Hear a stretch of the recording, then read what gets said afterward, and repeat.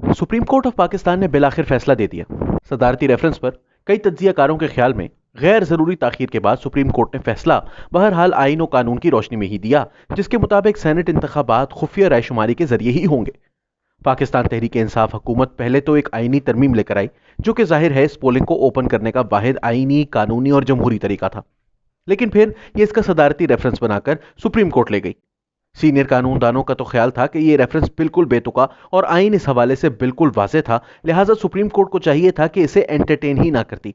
नया दौर ही के प्रोग्राम खबर से आगे में सीनियर कानूनदान और साबिक अटॉर्नी जनरल पाकिस्तान इरफान कादिर ने इस मामले पर क्या राय दी थी, सुनिए। अगर आप जज होते सुप्रीम कोर्ट के या for that matter high court के, तो आप क्या आपकी क्या अप्रोच होती इसके ऊपर? जी, मैं तो, मेरा ख्याल है कि 3-4 मिनट से ज्यादा इस पे ना लगाता और मैं ये मामला जो है ये डिस्पोज ऑफ कर देता, ये कह के कि इस पे हमारी राय यही है कि आइन में कोई उभाम नहीं है और आइन के मुताबिक ये इलेक्शंस जो है ये सीक्रेट बैलेट से होंगे और लिहाजा यही आइन का मंशा है, तो मजीद कोई तशरीह की जरूरत इसमें नहीं है। ताहम सुप्रीम कोर्ट ने इस रेफरेंस को सुनने का फैसला किया। कई दिन तक अटॉर्नी जनरल खालिद जावेद खान दलाइल देते रहे। सुप्रीम कोर्ट ने इलेक्शन कमीशन को सुनने के लिए बराह रास्त इसके सरबराह सिकंदर सुल्तान राजा को बुलाया।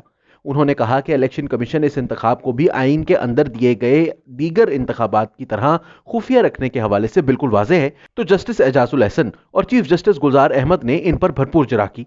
जस्टिस एजाजुल एहसन तो यहां तक कह गए कि अगर खुफिया पोलिंग की वजह से किसी जमात को इसके तनासुब से कम या ज्यादा नशिस्तें मिली तो पूरी आईनी स्कीम कोलैप्स कर जाएगी।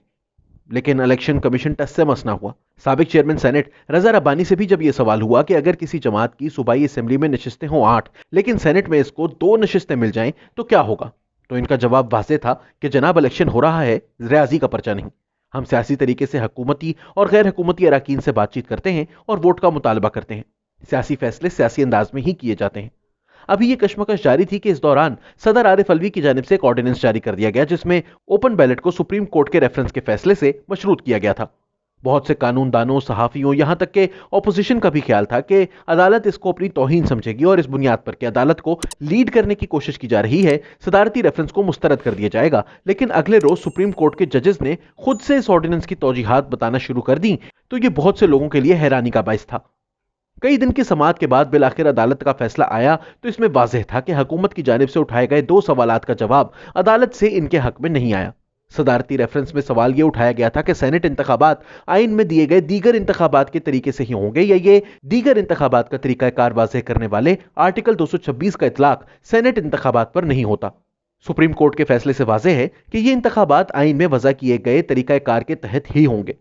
दूसरा सवाल जो इस समाअत के दौरान उठा वो ये था कि इंतखाबात अगर खुफिया पोलिंग के जरिए भी हों तो इन पर कोई नाम या QR कोड वगैरह लिख दिया जाए, जिसके जरिए बाद में पता लगाया जा सके कि यह वोट किसको दिया गया था।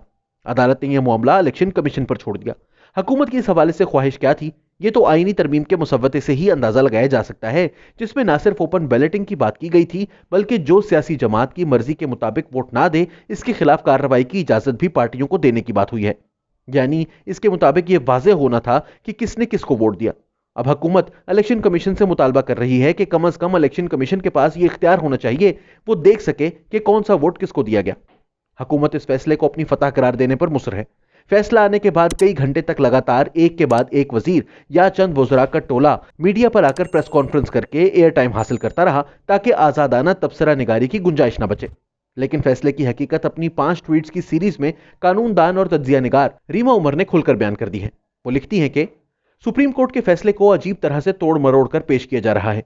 अदालत ने साफ कह दिया है कि आर्टिकल 226 पर हुकूमती तशरीह दुरुस्त नहीं। इसके साथ ही वो सदारती रेफरेंस भी उड़ गया जो कि सुप्रीम कोर्ट के फैसले से मशरूत था। यह दुरुस्त है कि सुप्रीम कोर्ट ने रेफरेंस से आगे जाते हुए इलेक्शन कमीशन को नसीहत की है कि वो टेक्नोलॉजी के जरिए इंतखाबात की शफाफियत को यकीनी बनाए। इसको लेकिन गलत अंदाज में पेश किया जा रहा है, गोया नसीहत ना हो, इलेक्शन कमीशन को पाबंद कर दिया गया हो। यह तशरीह ना सिर्फ गलत है बल्कि खतरनाक भी है कि इलेक्शन कमीशन खुफिया बैलेट के मामले पर अपने कायदे में तब्दीली कर ले, तो फिर क्या इलेक्शन कमीशन मेरे और आपके वोट के लिए आम इंतखाबात में भी खुफिया पोलिंग का असूल खत्म कर देगा। वो लिखती है कि हुकूमत ने दुरुस्त तौर पर आईनी तरमीम से बात शुरू की, फिर ऑर्डिनेंस के जरिए इलेक्शन एक्ट को तब्दील करने की कोशिश की और अब वो सिर्फ इलेक्शन कमीशन के कवायद तब्दील करने की बात कर रही है। आईनी तरमीम से कवायद में तब्दीली तक कितना गिर गए हैं।